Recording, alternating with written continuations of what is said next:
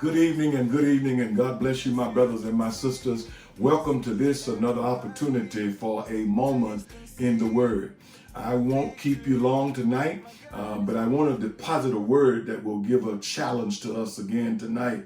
And here's the thing. I want to say to you that if you are in need of prayer, you can text the keyword Enon prayer. If you're in need of knowing the plan of salvation that God has for your life individually, you can text Enon salvation. Or if you're in need of some COVID-19 assistance during this pandemic, you can give us a text by texting the keyword Enon support to the number 54244. And you can also pay your tithe and offering that way by texting the keyword Enon MG. I want to admonish you to do that. As well, let me just say to you that there's some great things on the horizon for the continuation of this month for us, cancer care awareness, and then we're going to also have some things that are on the horizon relative to our voting process and all of the accoutrements that make up and comprise of what we're doing for this month. I am appreciative for your connection, and I want to just move as expeditiously as possible because I know we are tuned in with anticipation to hear our dear sister Kamala Harris face off with Mike Pence, the vice president.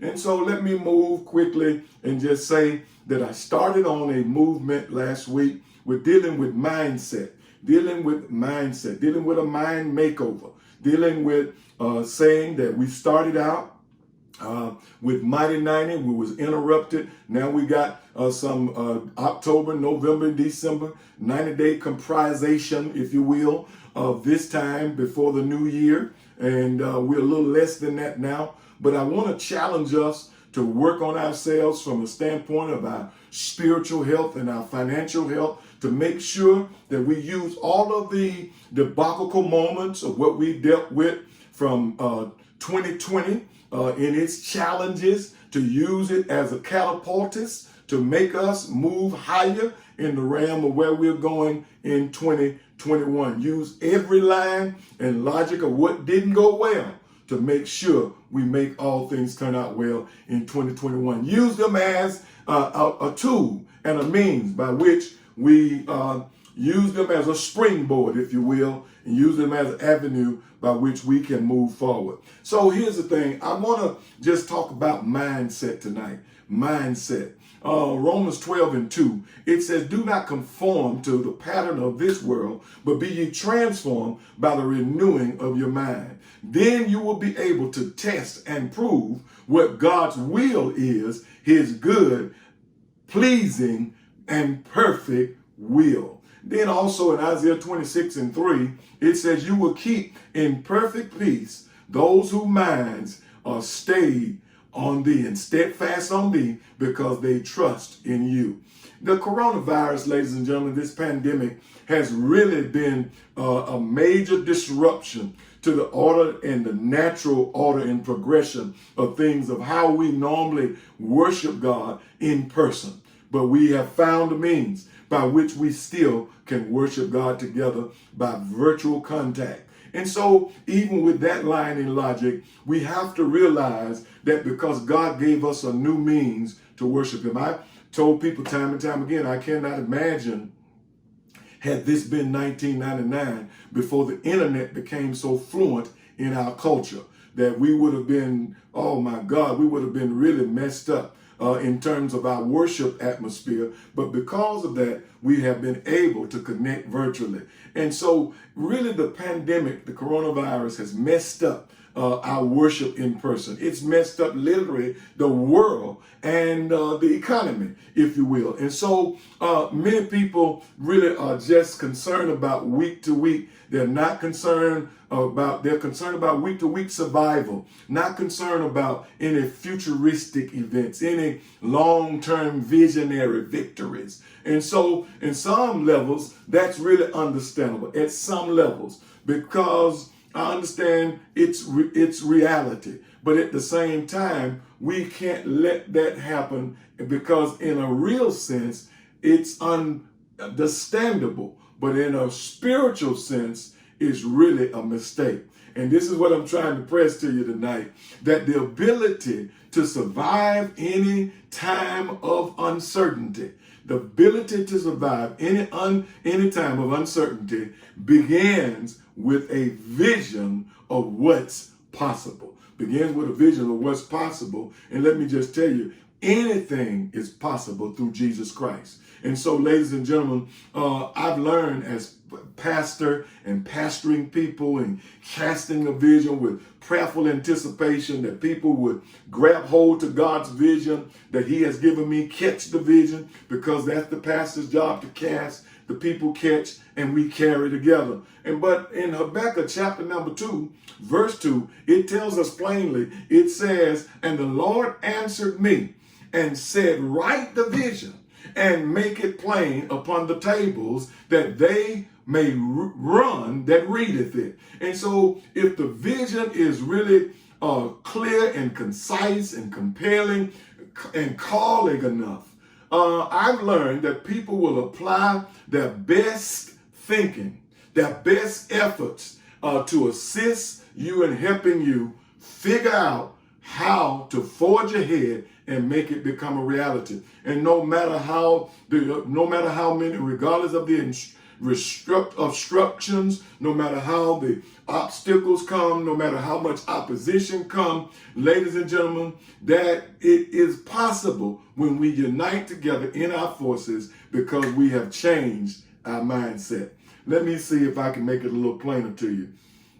I think it was 1970 when Apollo took off, but I believe it was 1995 when the Apollo movie came out. That movie came out, it was based on the disastrous moon mission of the same name, Apollo 13. Spacecraft was damaged early in its flight process, and the mission, in the total mission of the flight, was somewhat of aborted. However, they had to return back to Earth, and so returning to Earth safely was by no means certain, because the mission had been aborted, because the aircraft had been damaged. And so, running low on oxygen, battery power, the 3-member flight crew huddled together, awaiting for instructions from NASA, from the home base, awaiting instructions. Meanwhile, NASA ground crew, led by a veteran flight director, scrambled for a solution, tensions mounted, hours ticked by, and we're watching this thing with anticipation and hopeful anticipation that they can make it back to safety. And so as the spaceship neared the critical moment of re-entry to the Earth, a senior leader in NASA remarked by saying, "This could be NASA's most disastrous and worst disaster that we have ever faced." And another ground crew person who was leading another division of that crew and a leader said, "Well, sir, with all due respect, this potentially could be the worst thing that we've ever seen. But with due respect, I believe this is going to turn around and be our finest moment." Oh man, I'm getting happy here, because I see something for you in that. I see something for you and I both in that. He said, this could be, someone else says, this could be the worst disaster ever. Someone else says, this could be our defining moment. I'm trying to get you to understand what I'm telling you, that the United States is in a dark, dark place. But this could be our defining moment.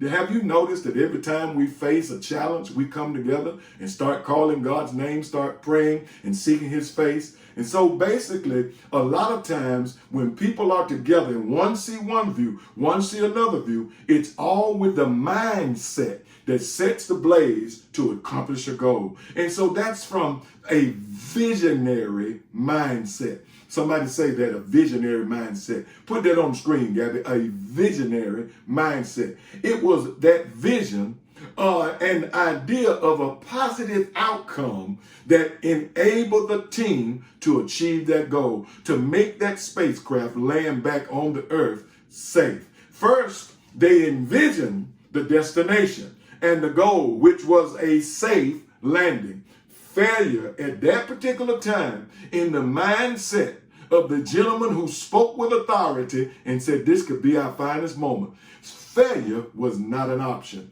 You've got to develop a mindset at some point in your life that you get to a juncture that you say, I don't care what comes against me. I don't care what obstruction or what obstacle and whatever opposition that comes. I have a determination because my mind is set. I have a mindset that I'm going to win and that failure is not an option. They envisioned something, they did an impromptu movement, and guess what? They adapted and created their way to get it done. And so that's called spontaneity, spontaneous, or without preparation or impromptu, using whatever means you have to get it done. That's what my mother used to call makeshift movement.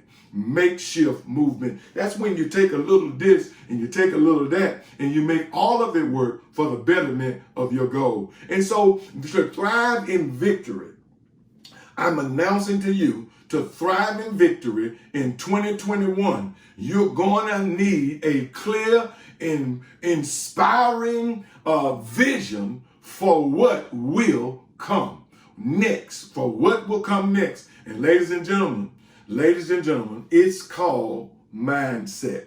You've got to have your mindset to make sure that you know you can get it done. It would be unwise to fixate on fate instead of on futuristic faith.